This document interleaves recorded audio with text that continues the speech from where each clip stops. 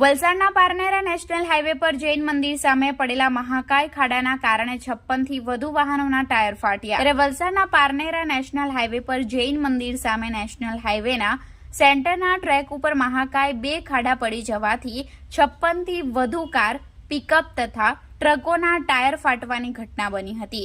આ ઘટનામાં કેટલીક કારોના ટાયર ફાટ્યા તો કેટલીક કારમાં ડિસ્ક બેન્ડ થઈ તો કેટલીક કારોના મેકવ્હીલ પણ તૂટી જવા પામ્યા।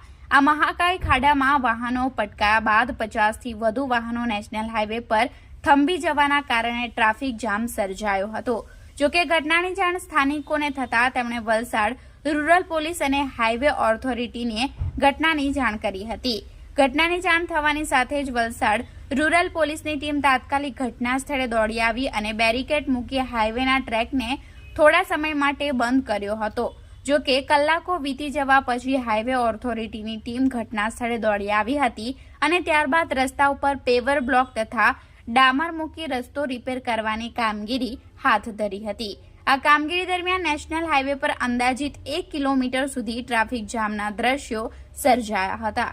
જો કે આ ટ્રાફિક જામને સામાન્ય કરવા વલસાડ રૂરલ પોલીસની ટીમ ઘટના સ્થળે ખડે પગે તૈનાત હતી। આ સમગ્ર બનાવને પગલે પારનેરા હાઈવે પર પેટ્રોલ પંપ નજીક આવેલા પંચરની દુકાનના સંચાલકે 56 કારોમાં ટાયર બદલી સ્ટેપની ટાયર ફિટ કરવા તથા ફાટેલા ટાયરોમાં પેચ મારવાની કામગીરી કરી હતી।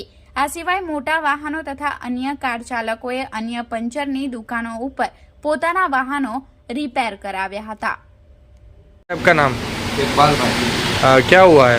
तो मैं अभी वहाँ पे एक गड्ढा पड़ा है, वो अपना पंप यूनिवर्सल पेट्रोल पंप नहीं है, हाँ, उसके बाजू में गड्ढा पड़ा है।